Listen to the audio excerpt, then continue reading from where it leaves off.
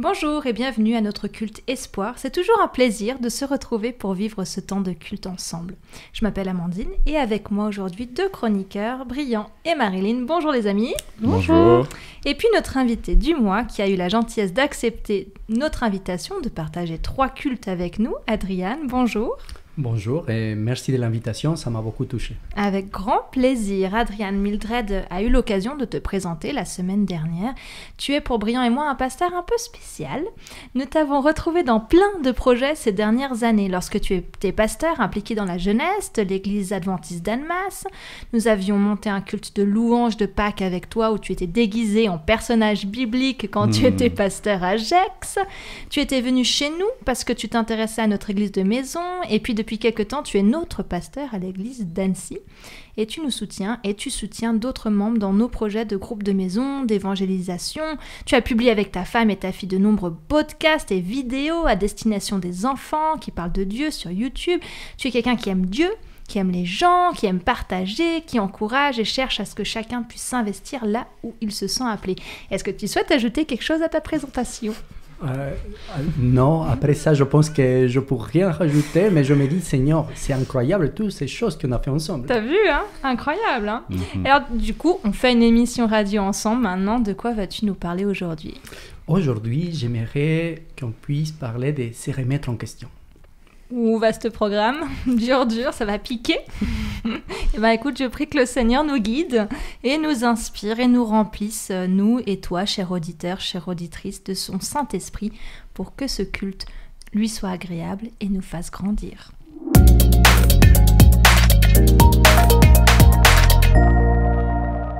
Eh bien, je ne sais pas si vous avez eu l'occasion de lire Les Misérables de Victor Hugo. J'avoue pas. Ah. Mais du coup, la chronique du jour pourrait porter le titre d'un des chapitres. Il vous est peut-être déjà arrivé de vous retrouver dans une des situations mentales un peu déstabilisantes. Il y a plein de choses, des pensées qui te montent dans tous les sens dans la tête et on ne se reconnaît plus, comme une tempête sous un crâne. C'est ça le titre du chapitre. Imaginez une tempête sur un gros paquebot ou un gros chalutier. Des vagues énormes frappent le bateau qui monte et descend au gré des vagues. Difficile de tenir debout, voire impossible. L'eau coule partout sur le pont. C'est compliqué. Ah oui, quelle horreur. J'ai vu il y a quelque temps une vidéo qui m'a marqué d'un de ces bateaux en pleine tempête.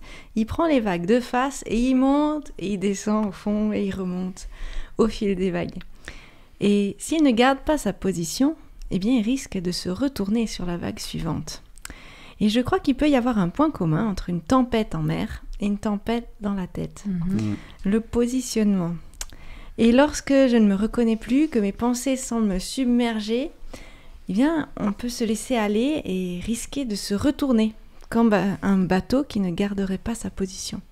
Mais soudain, on peut se positionner, se mettre face à la vague des pensées et leur opposer une certaine résistance. C'est-à-dire, par exemple, réaffirmer mon choix de croire en Dieu, me rappeler et redire les caractéristiques de Dieu que je connais, que j'ai vécu, que j'ai appris avant, me rappeler ses promesses, exprimer ma reconnaissance et ma confiance. C'est une façon, pour moi, que j'imagine de remettre mon bateau face à la vague. Et c'est une image qui s'est avérée utile dans certaines occasions pour moi, et ben, je voulais la partager avec vous. Merci beaucoup. Merci.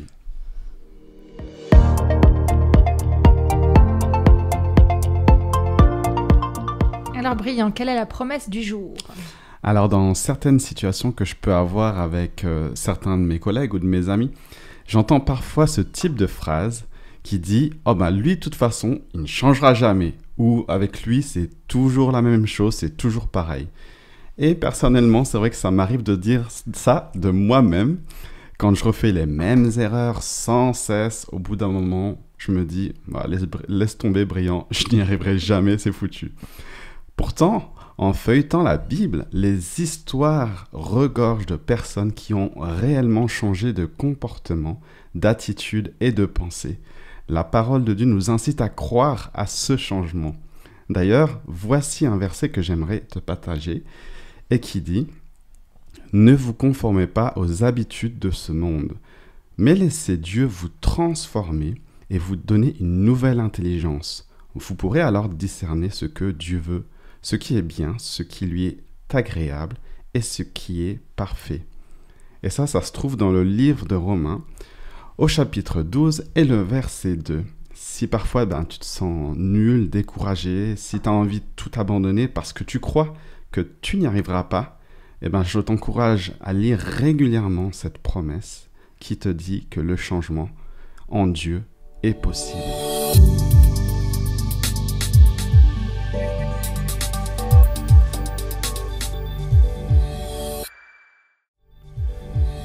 Oui, tout est possible. Tout changement est possible en lui.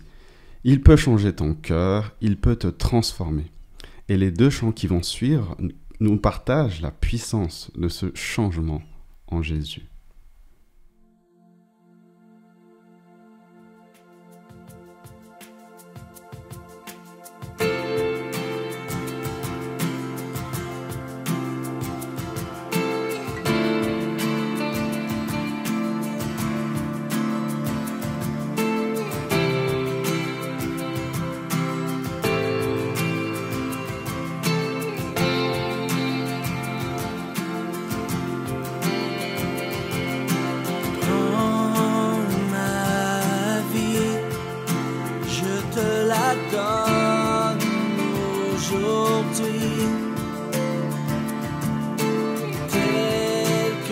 Je suis, je viens à toi.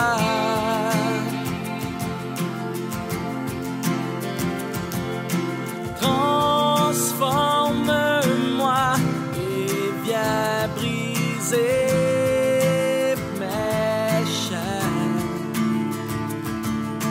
Libère-moi des marques du passé.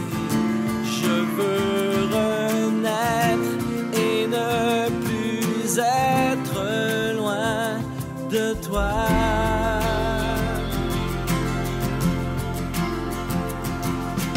Prends ma vie, je te la donne aujourd'hui.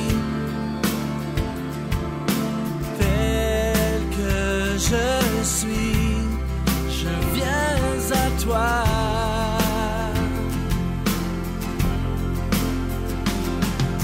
Transforme-moi et viens briser mes chaînes. Libère-moi des marques du passé.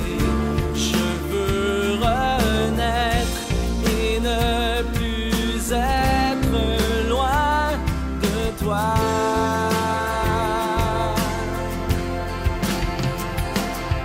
Sois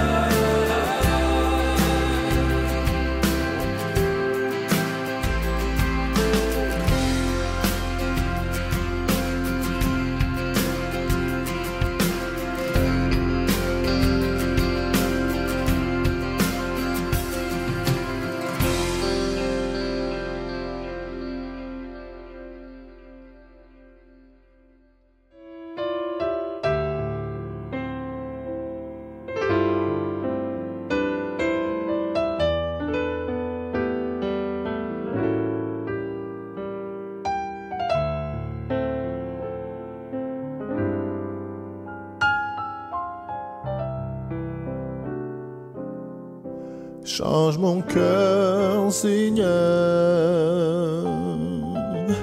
et purifie-moi. Change mon cœur, Seigneur, que je sois comme toi. Change mon cœur, Seigneur, et purifie-moi.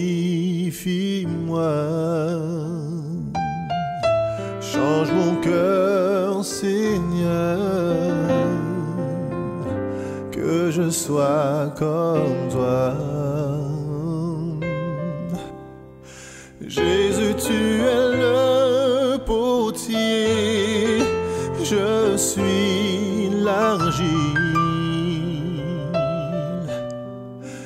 Brise-moi, façonne-moi, oui, c'est mon désir. Change mon cœur, Seigneur, et purifie-moi. Change mon cœur, Seigneur, que je sois comme toi.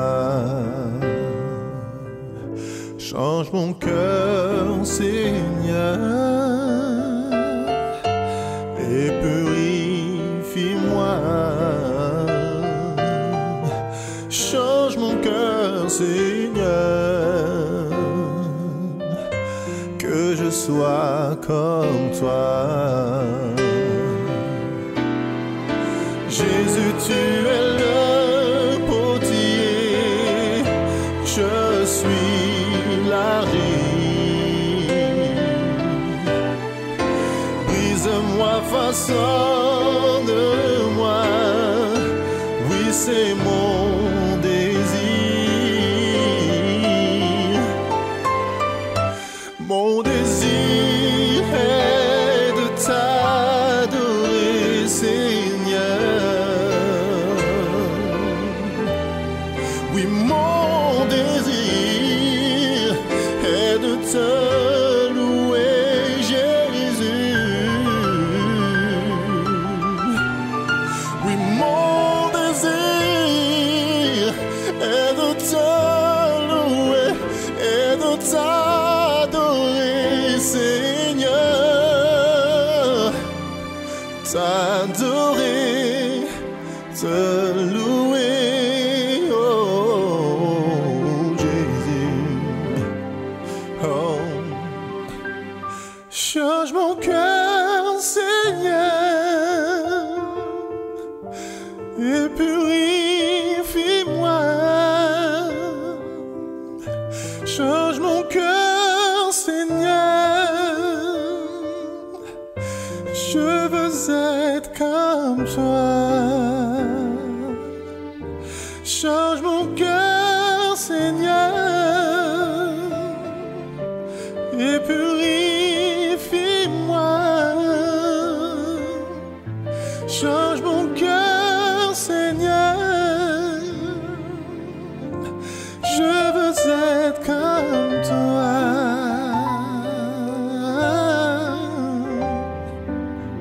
Oh, je veux être comme toi.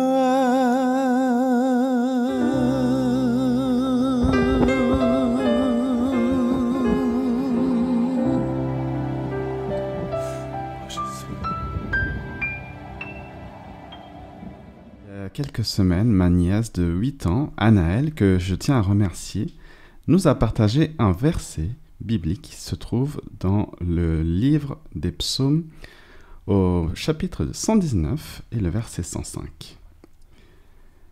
Ta parole est une lampe à mes pieds et une lumière sur mon sentier.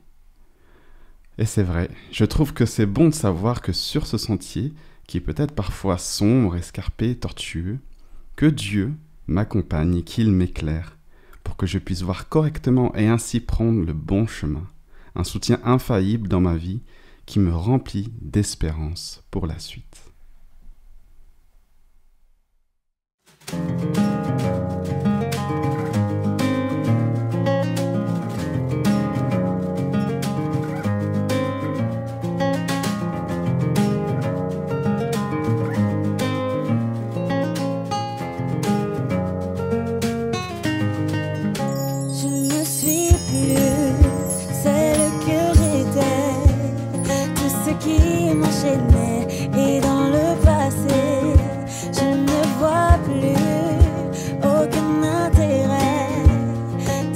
détourner et de m'y enfermer.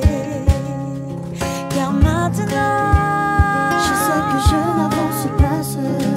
oui maintenant mon passé Ne décide pas de nous présenter. Même les souffrances du temps présent ne sauraient être comparées à la gloire qui est à venir, qui en nous se révélera. Même les souffrances du temps présent ne sauraient être comparées à la gloire qui est à venir, qui en nous se révélera.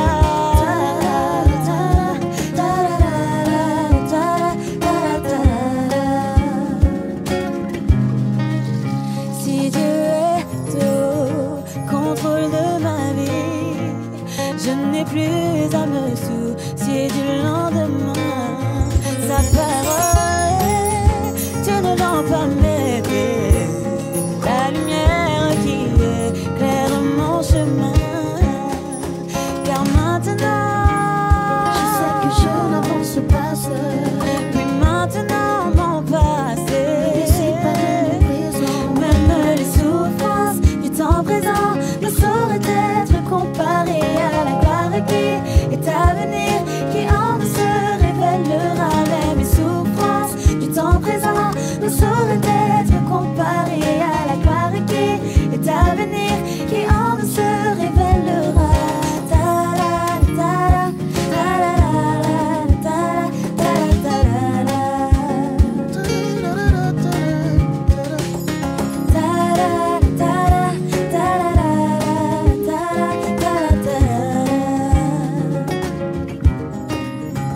Je ne crois pas au hasard ou à la chance. C'est en toi que je place ma foi et mon espérance. Car il est l'affliction que ta main nous permette. Dieu de gloire, Seigneur de ma vie à jamais. Je ne crois pas au hasard ou à la chance.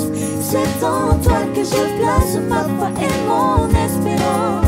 Car il est l'affection que ta main nous permet. Dieu de gloire, Seigneur de ma vie à jamais.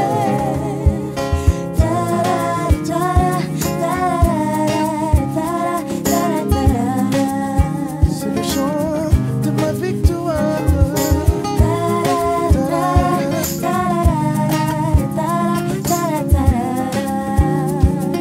Le chant de mon espérance.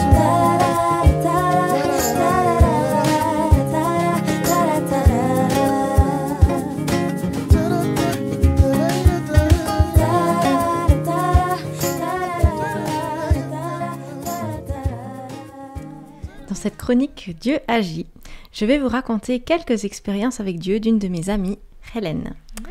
Elle est dentiste et elle travaille actuellement en Espagne. Et elle a dit à Dieu, où tu m'envoies, j'irai. Ouh là là. Alors Tenerife, Madrid, Minorque, Benidorm, c'est là où elle a eu l'occasion d'aller travailler ces derniers mois. Ça a l'air pas mal, non ? Ouais, clairement, ça donne envie, surtout avec les fraîches températures que nous pouvons avoir en ce moment. Mais bon, après, il n'y a pas tout le monde qui aime vivre à côté de l'eau. Oui, et c'est justement son cas. Ah. Mais elle a appris que même si l'apparence du plan ne nous attire pas spécialement, Dieu a un projet qui nous dépasse. Alors voilà, sa première proposition de poste se présente à Tenerife. Après un temps d'adaptation de quelques mois, ça n'était vraiment pas évident au début. Elle s'est intégrée dans son église, elle a trouvé des amis, un certain rythme, un confort. Elle a commencé à être reconnaissante et elle ne s'arrête plus sur tout ce qui n'est pas idéal. Et ça change vraiment sa dynamique et sa vision. À la fin de l'année, elle se pose la question. Doit-elle envisager de partir ou rester là ? C'est là sa prière. Et alors, comment elle a su ? Alors la réponse est arrivée un jour qu'elle passe à la régie pour payer son loyer. On lui apprend que le propriétaire a décidé de ne pas renouveler son contrat de logement qui se termine au 31 décembre de cette année. Voilà. Réponse. Alors elle est en paix, pour une décision qui peut être un peu triste des fois, mais elle est en paix parce que la réponse est claire, ça veut dire qu'elle doit repartir. Les employés de la régie lui proposent de l'aider à chercher un logement, mais elle leur dit qu'il n'y a pas besoin. Cependant, le jour de la remise des clés, elle n'a toujours pas d'autre poste en vue. Elle demande à Dieu une confirmation que ce qu'elle fait, c'est bien la chose à faire. Et au détour de la conversation avec la personne qui fait l'état des lieux, elle apprend que le propriétaire avait changé d'avis quelques jours après leur discussion à la régie et qu'il était revenu sur sa décision. Elle aurait donc pu rester, mais ils ne l'ont pas appelée, comme elle avait dit qu'elle allait rentrer. Donc les choses s'étant faites ainsi, elle rentre en paix. Et c'était bien utile, parce que de retour dans son foyer, les recherches de travail ne donnent rien. Et le temps passe et il commence à presser. Alors elle demande à Dieu un délai au 28 février pour avoir un retour. Elle continue de prier et de chercher. Dans son cœur, elle convient également avec lui que le premier appel qui lui propose un poste, elle acceptera sans autre formalité. Alors l'appel vient tout à la fin du mois de février, un samedi matin. Et comme elle s'était engagée à accepter la première proposition faite, elle accepte le poste pour réaliser en raccrochant qu'elle n'a pas de logement à Minorque où elle commence dans 2 jours. Mais heureusement, l'entreprise, son employeur, lui fournit un logement. Alors le temps là-bas n'a pas été facile, mais elle va comprendre qu'il y avait un but spécial à sa présence à cet endroit et dans ce logement. Un soir, la police sonne à la porte de la maison dans laquelle elle loue une chambre. Elle va répondre et apprend qu'ils ont été appelés pour une tentative de suicide de sa propriétaire. Et ça la bouscule et lui ouvre les yeux. Elle devient vraiment plus attentive aux personnes autour d'elle et elle commence à partager Dieu et sa foi à sa propriétaire entre autres. Depuis, elle a encore eu plein d'autres expériences, des déménagements, des suspens.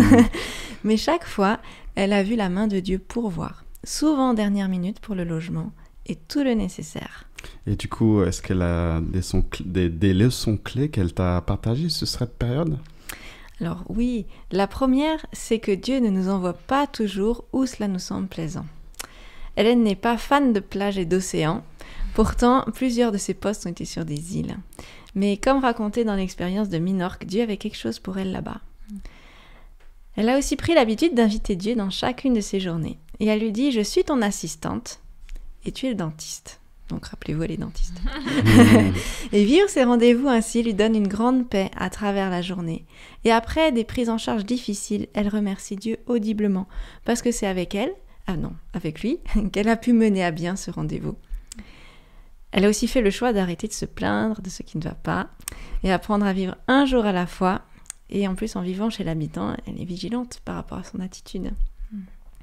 Elle est reconnaissante à Dieu pour tous ces changements réguliers de lieu, des adaptations à faire. Ça l'a fait sortir, elle et son mari, de leur zone de confort. Et ces situations lui permettent d'expérimenter la réalité d'un Dieu vivant et présent au quotidien. D'ailleurs, pour chaque temps de turbulence, comme on pourrait les appeler, elle a toujours eu un texte biblique qui l'a touchée, encouragée et portée. Attends, mais tu parles de Marie et leur couple, alors ça doit pas être... comment... Oui, effectivement, c'est pas une situation confortable pour leur couple. Elle est mariée et ce n'est pas quelque chose qu'elle recommande de faire, d'avoir ce travail à distance. Mais elle expérimente plusieurs belles choses de ce côté-là aussi. Parce que malgré la distance, eh bien, les défis les rapprochent, ils les poussent à prier plus et leur permettent de valoriser et apprécier le temps passé ensemble. Alors pour finir, je partage ce qu'elle m'a dit concernant la prière. Si tu n'es pas prête à attendre la réponse, alors ne demande pas. On a l'impression parfois que Dieu ne répond pas. Et dans son expérience, elle a découvert un Dieu qui répond et qui parfois dit non. Et là, eh bien, c'est la suite des leçons d'apprendre à remercier Dieu pour les non aussi. Et son mot d'ordre, eh bien, c'est rester calme et tranquille. Obéir quand on a une consigne et rester calme et tranquille.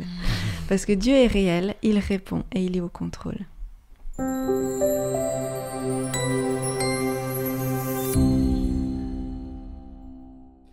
Le témoignage que tu viens de partager avec nous, ça m'a rappelé un petit peu ce que j'ai vécu aussi au bord de la mer en Espagne. J'étais à Ibiza en train de faire la fête pendant 1 semaine. C'était vraiment intéressant.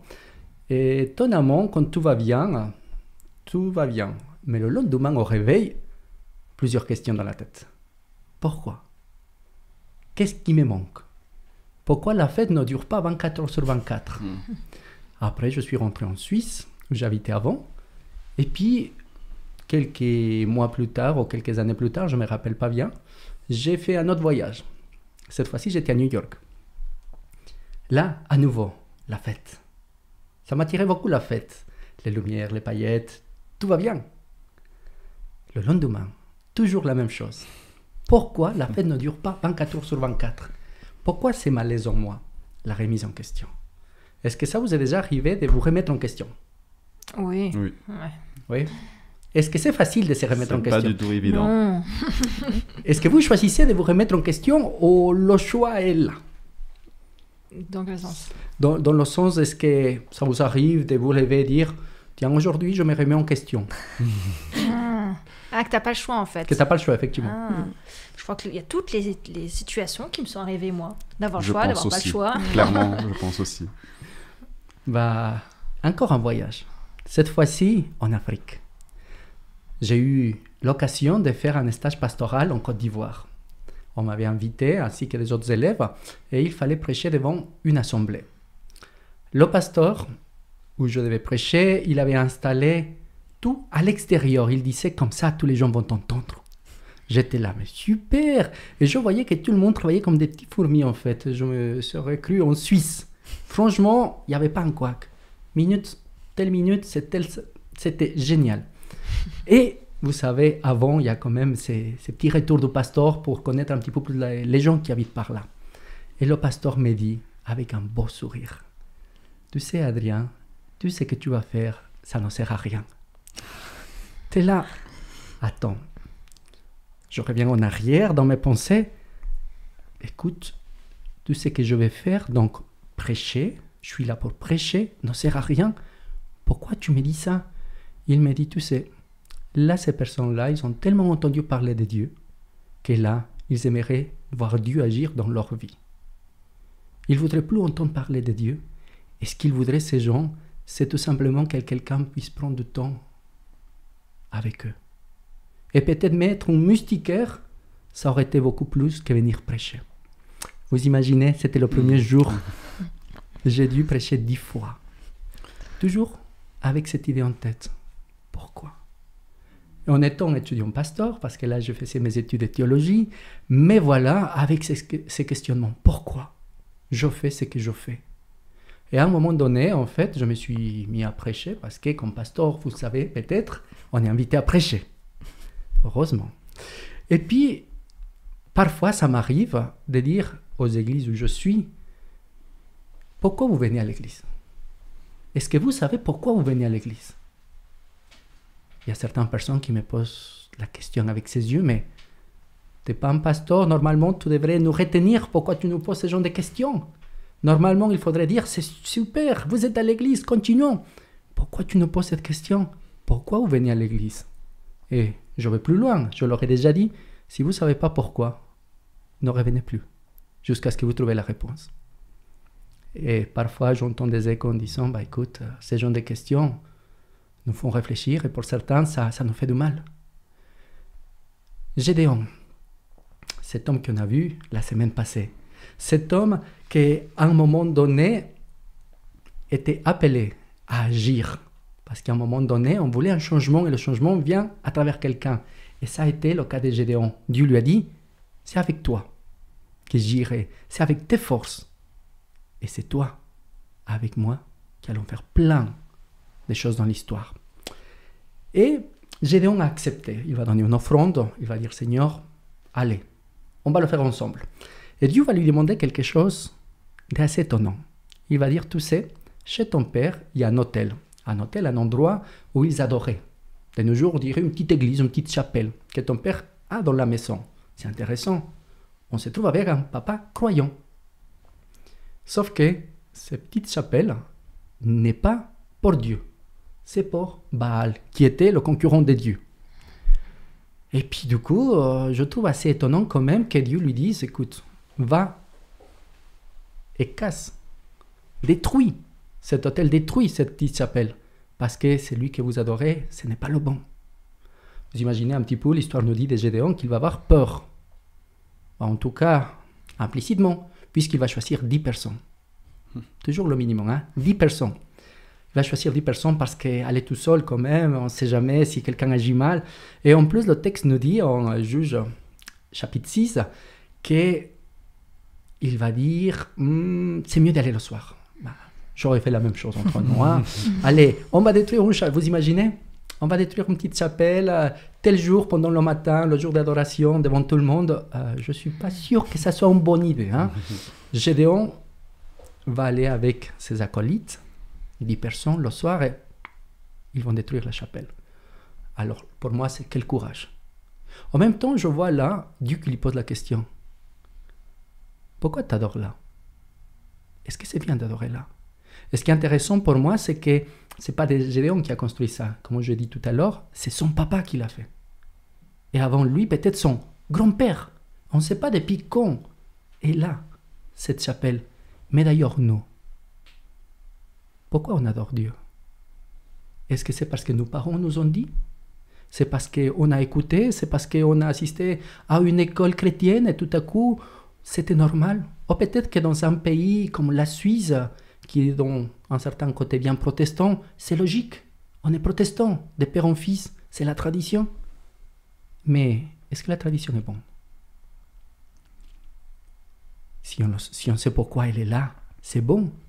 Sinon, peut-être vous connaissez cette histoire de la personne qui, au moment qu'elle allait enfourner son rôti, elle coupait de 2 côtés. À un moment donné, cette personne qui faisait ça tellement de fois, il y a une de ses petites filles ou quelqu'un qui vient lui dire « Mais pourquoi tu fais ça ?»« Ah, c'est parce que maman le faisait. » Et pourquoi elle le faisait? Je ne sais pas. On revient un petit peu dans l'histoire de sa maman. En fait, sa maman avait un petit four. Et le rôti était tellement grand qu'il fallait le couper de 2 côtés pour qu'il puisse être enfourné. En fait, sa fille faisait la même chose que sa maman. Sauf que sa maman avait une réalité que sa fille ne savait plus pourquoi. Peut-être nous, notre façon d'adorer, notre façon de prier, notre façon de lire la Bible, notre façon d'aider doit être mise en question aussi. Et peut-être que Dieu nous appelle à aussi détruire tout ce que nous avons construit. Et je ne sais pas vous. C'est dur. C'est dur, n'est-ce pas? Et je me rappelle, il y a plein de témoignages dans ma vie, mais je me rappelle le jour où j'ai accepté cet appel de Dieu. Lorsque j'habitais en Suisse, j'étais assez confortable avec ma femme. C'était super, ma famille était là. Dire, tu commences à 0. Tu as 32 ans, tu vas commencer à faire des études. Pourtant, j'ai galéré en Suisse pour m'habituer à la culture, arriver ponctuel tout le temps, arriver à l'heure, à respecter les choses, à plus faire de bruit à 21h59 parce que sinon, il y avait le voisin qui disait « Hé, silence s'il vous plaît, on essaye de dormir ». Et là, tout à coup, recommencer à nouveau. Recommencer à nouveau. Comme si Dieu me disait « Écoute, tout ce que tu as construit, il faut garder certaines choses, mais les autres, il faut les détruire. » Et moi, je vais reconstruire quelque chose avec toi, la vraie adoration. Et ce que j'aime bien de Dieu, c'est que lorsqu'il appelle, il nous équipe. Il ne nous laisse pas tout seuls. Gédéon a appelé 10 amis, 10 serviteurs, nous dira le texte biblique. Donc on ne sait pas s'ils sont des amis. Le matin venu, qu'est-ce qui se passe? Le peuple va se lever, alors les gens de la ville, nous dirait le texte, dire à Joas, le prénom du papa de Gédéon, fais sortir ton fils et qu'il meure, car il a démoli l'autel de Baal. Alors, parmi ces 10 personnes, peut-être il y avait une balance. Qui sait? On ne sait pas. Mais voilà que Gédéon se trouve dans une mauvaise position. N'oublions pas que la petite chapelle ou l'autel, c'était dans la maison du papa. Donc le papa, il était responsable de quelque chose. Et voilà que le peuple était fâché. Parce que lorsqu'il faut recommencer à 0, lorsqu'il y a une remise en question de pourquoi, en plus, si cette remise en question nous amène à la réponse « Écoute, tu faisais mal avant », là, les gens se fâchent. Et nous, on se fâche aussi avec nous-mêmes, avec Dieu, en disant « Mais j'étais bien ». Et là, chose intéressante, c'est le père qui va prendre la défense du fils. Et il va dire « Joas, s'il est Dieu, qu'il se défend lui-même, puisque c'est son autel qu'on a démoli. » Là, il parlait par rapport à Baal, à ses dieux. Et à un moment donné, c'est comme si cette personne, ce papa, nous disait à nous, écoute, si tout ce que tu as construit avec tes mains, tout ce que tu as fabriqué avec tes mains est bon, ça va résister. Dieu va agir à travers ça. Si ce n'est pas le cas, laisse tomber. Dieu est plus fort. Le vrai est véritable. À ce moment-là, je vous pose la question. Pourquoi vous croyez en Dieu? Pourquoi vous êtes ici, vous, nos auditeurs, vous, ceux qui nous regardez? Pourquoi vous écoutez tout ça ce matin, cet après-midi ou ce soir? Parce que vous avez le choix d'écouter. Pourquoi vous écoutez? Et d'ailleurs, qu'est-ce que vous allez faire avec ce que vous êtes en train d'écouter?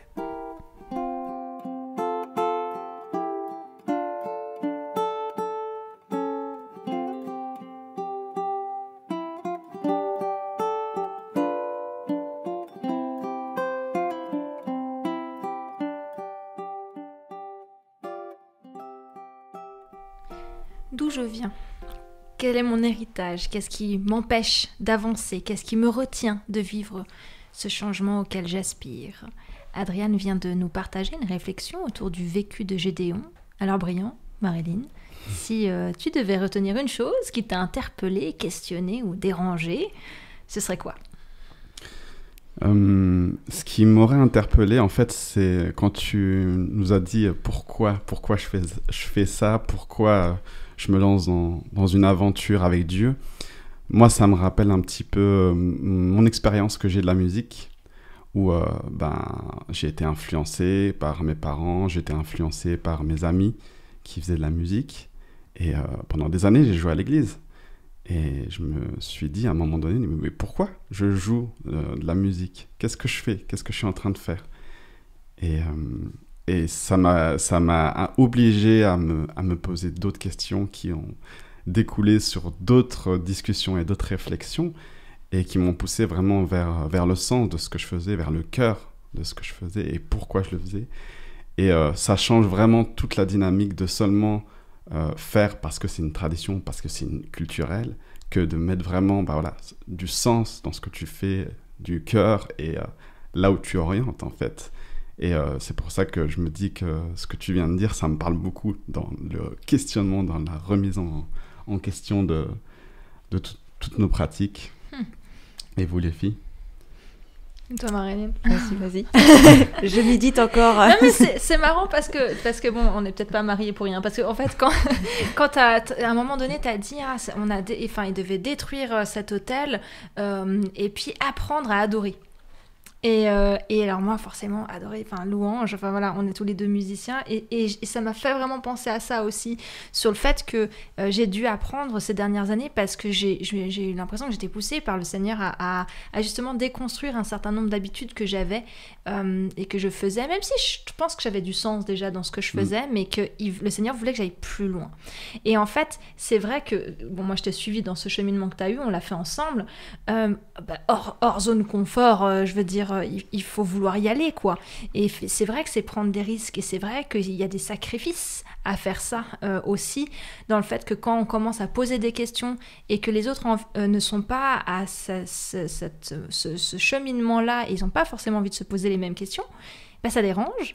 Et puis du coup, il faut accepter que faut faire des fois le deuil de certaines choses qu'on fait avec d'autres, parce que le Seigneur nous amène dans des cheminements et dans des réflexions et dans des remises en question. Donc je trouve que c'est très parlant, et en même temps, punaise, qu'est-ce que ça peut être dur, et qu'est-ce que le Seigneur est bon et nous accompagne. Et toi, Adriane, quand tu as travaillé sur ce message, est-ce qu'il y a quelque chose qui t'a interpellé personnellement?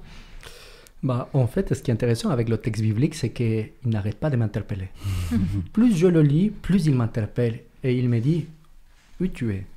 Certes, je t'appelais pour me servir en tant que pasteur, en tout cas pour l'instant, parce qu'on ne sait pas ce qui va se passer le lendemain. Mais est-ce que tu te laisses guider? Ou est-ce que parfois c'est toi qui aimerais sortir plus que moi? Est-ce que tu fais silence dans ta vie pour écouter ma voix et te laisser guider? Est-ce que tu voyages vraiment avec moi comme copilote, ou est-ce que tu as préféré faire le voyage tout seul? Si on remise en question, en fait, et comme je partage ça avec ma fille d'ailleurs, que ce matin, lorsqu'elle préparait son petit déjeuner, parce que maintenant elle prépare son petit déjeuner tout seul pendant les vacances scolaires, c'est super, merci à Maya, si tu m'écoutes ou tu nous regardes, c'est que juste après le petit déjeuner, elle est allée se coucher lire, elle aime beaucoup lire, et après je l'entends chanter une chanson d'église, et elle a chanté mais tellement fort et tout. Ma femme, je sais pas comment elle s'est pas réveillée tout de suite, je suis sûr qu'elle était réveillée, mais... Et puis après, elle vient, 20 minutes plus tard, presque 20 minutes qu'elle a chanté la même chanson, en disant « Papa, je me suis réveillée avec ces chants. » Et ça, je me dis, c'est super. Et je sais qu'un jour, toi aussi, tu vas te remettre en question. Je ne lui ai pas dit ça. Mais ce qui est super, en tout cas, j'ai cette chance, façon de parler, c'est que j'espère être là pour pouvoir l'accompagner. C'est beau. Oui, c'est interpellant et c'est comme vous avez raconté en fait, c'est accepter de sortir de cette zone de confort et des fois on ne sait pas trop ce qu'on va trouver. Mais c'est fort parce que c'est une réaction à une rencontre que Gédéon a eue avec Dieu au final et qu'il a mis en marche et des fois dans nos vies on a peut-être ces situations où c'est quelque chose on tient tellement qui se met peut-être un peu dans le chemin de notre relation avec Dieu. Et c'est pas forcément évident d'apprendre, mais ça vaut la peine de se dire, ok, non, en fait, Dieu est meilleur que j'ai l'impression que c'est le Graal. Tout à fait. Puis je pense que le Seigneur est assez bon pour ne pas nous laisser seuls. Oui. Là, on a d'où l'Église aussi avec un grand E. Hein. Et toi, auditeur, auditrice, si tu devais retenir une chose de ce message, ce serait quoi ?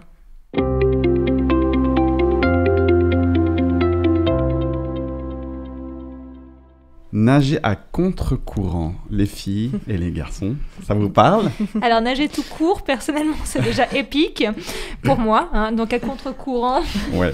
Eh ben, on entend parfois cette expression dans des conférences pour le développement de la confiance en soi ou alors dans les ouvrages de développement personnel. D'ailleurs, tu as peut-être déjà vu cette image souvent déclinée en dessin. Mais je vais te la décrire pour que tu puisses bien la visualiser. Alors, c'est un banc de poissons que l'on voit de profil. Ces poissons ont tous la même forme, le même nombre de nageoires, la même couleur. Sur mon image, ils sont tous violets. Ne me demandez pas pourquoi, ils sont comme ça. Ces poissons nagent tous dans le même sens. J'ai bien dit tous, sauf un. Un poisson qui a le même nombre de nageoires, la même forme, mais seule la couleur change. Ce poisson est rouge. Et il regarde droit devant. Et surtout, il nage dans le sens inverse. Il se situe au milieu du banc de poissons. D'ailleurs, les autres poissons semblent s'écarter à sa venue. Il y a de l'espace tout autour de lui, alors que les autres poissons sont tous serrés les uns contre les autres. Quelques poissons le regardent, en face de lui et sur les côtés. On ne sait pas trop s'ils sont intrigués, s'ils sont étonnés, s'ils ont peur. Et puis les autres poissons continuent, ils l'ignorent complètement. Est-ce que notre petit poisson rouge ne serait-il pas en train de nager à contre-courant de ses habitudes, de traditions transmises de poisson en poisson depuis des générations, à contre-courant de sa culture de poisson rouge? Sympathique la métaphore filée, brillant. Est-ce que tu serais en train de nous demander si parfois nous ne serions pas ce petit poisson rouge? Attends, j'ai pas fini. C'est que son changement de direction n'induit pas qu'il soit en marge des siens, qu'il disparaisse du trafic. Non, bien au contraire, il crée un espace autour de lui. Notre petit poisson rouge est au milieu de ce banc de poissons. Il reste dans le courant. Il semble sortir du lot en restant dans le lot et dans l'eau. Ça me rappelle une personne qui a pleinement incarné cette image. Tu t'en doutes peut-être. Eh bien, c'est Jésus. Il est venu au milieu de nous, dans un monde qui ne voulait pas de lui. Beaucoup ont cru, certains ont été curieux, puis ont continué leur chemin. Et pourtant, dans son amour infini, il est venu nous révéler Dieu le Père. Il s'est heurté au regard des autres, aux interrogations du peuple, aux insultes. On l'a bousculé, battu, et il est malheureusement allé jusqu'à la mort. Mais bonne nouvelle, il est aussi ressuscité. Et si tu penses que tu ne peux pas faire comme ce petit poisson qui change de direction, voilà ce que te répond Jésus dans l'évangile de Marc au chapitre 9 et le verset 23. Si tu peux, tout est possible à celui qui croit.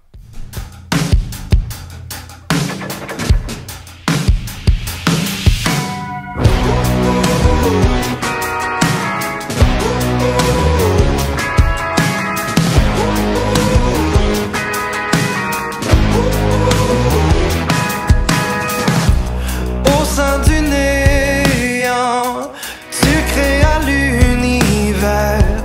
Ô Dieu tout-puissant, tout est possible en toi. Au son de ta voix, tu domptes l'océan.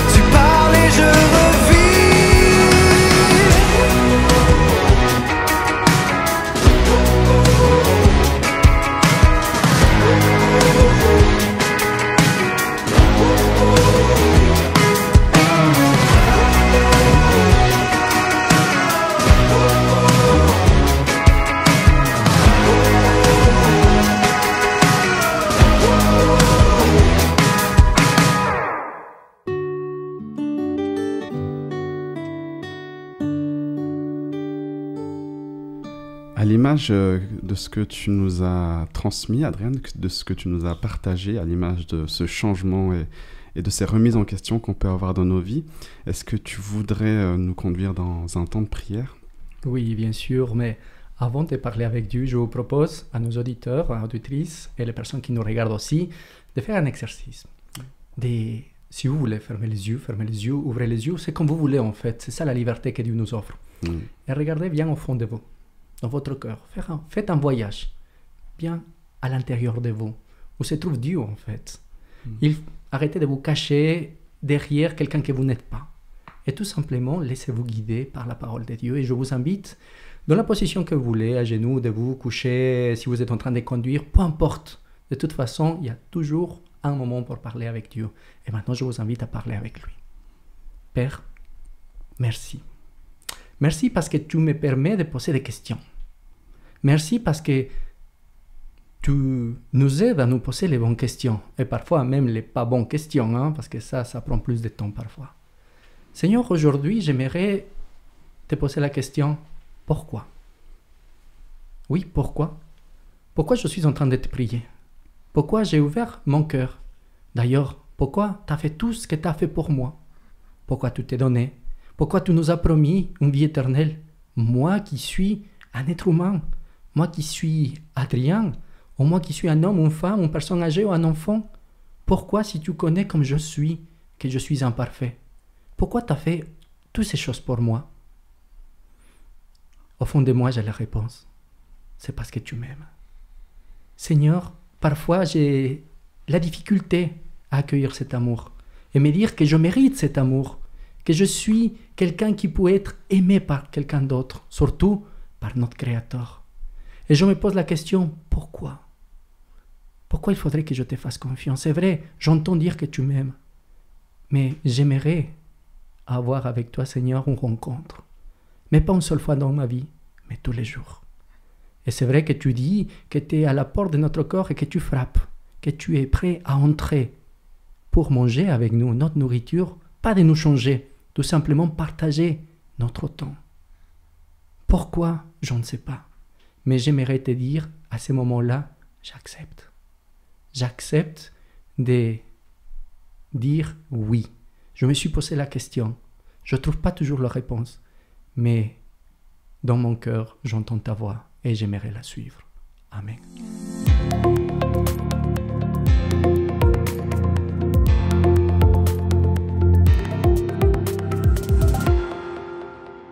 Et nous voilà à la chronique Action. Et j'aimerais donc te proposer, cher auditeur, chère auditrice, cher chroniqueur, parce qu'on essaye aussi de les mettre en action, nos chroniques Action, de poursuivre le temps de prière que Adriane nous a proposé. Alors, d'abord, il va falloir réfléchir.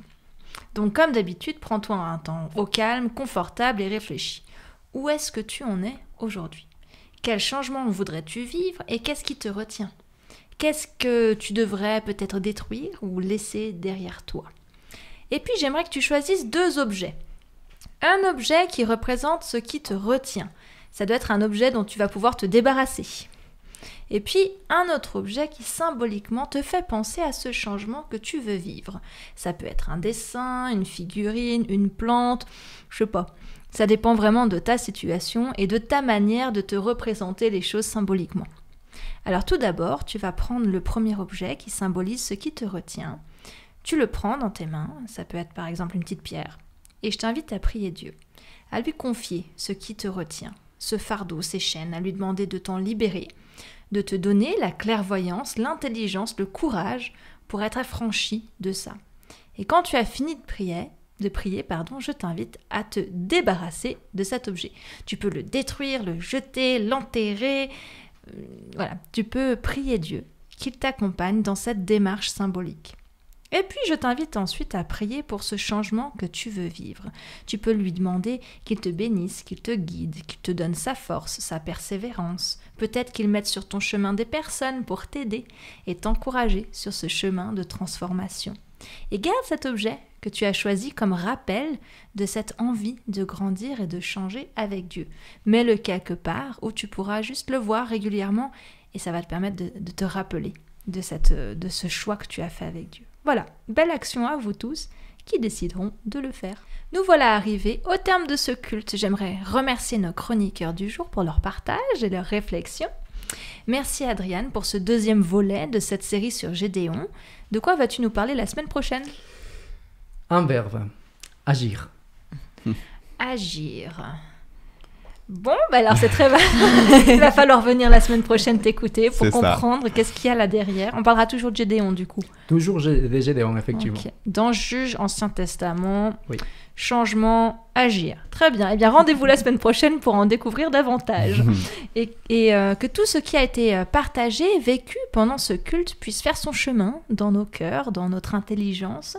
Merci, cher auditeur, chère auditrice, pour ton écoute fidèle. Sois béni, sois gardé, protégé et encouragé cette nouvelle semaine. Bon sabbat. Bye.